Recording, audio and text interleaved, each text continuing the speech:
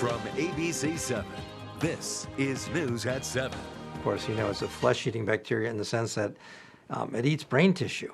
This cold was nearly killer. Someone in Charlotte County was infected by a brain-eating amoeba. Investigators say the victims may have gotten it from using one of these. It's a neti pot. And it's your big story tonight at 7. Thanks so much for joining us. I'm Jeff Harris. And I'm Megan Miller.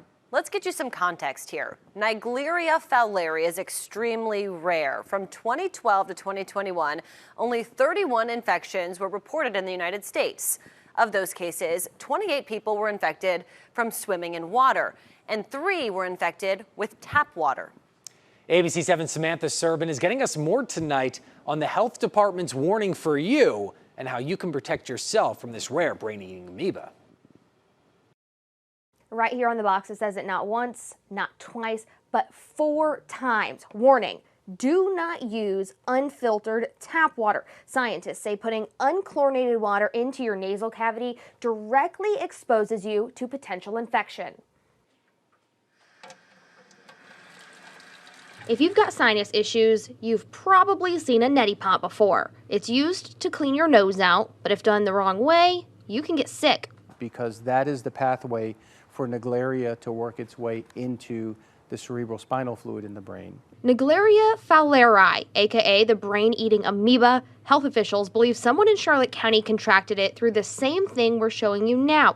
Though the Department of Health can't tell us much about the patient, we know the stats. Yeah, right now it's 97% deadly.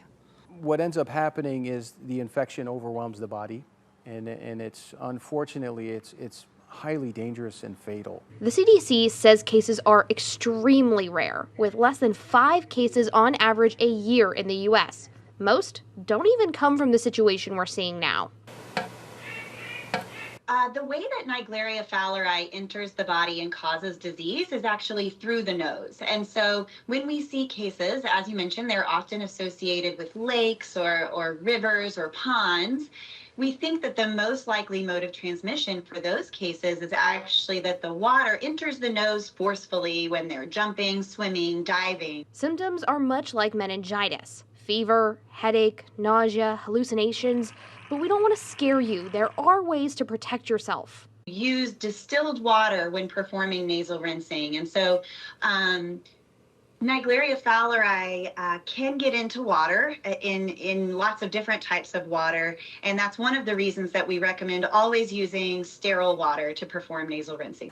The common misperception is, can I drink the water? Can I bathe with the water? Can I cook with the water and everything? And the answer is yes. The investigation continues at the health department. They'll let us know if any more information can be released. As for the patient, we're just hoping he or she beats that awful mortality rate. I'm reporting today in Punta Gorda. Samantha Serbin, ABC 7.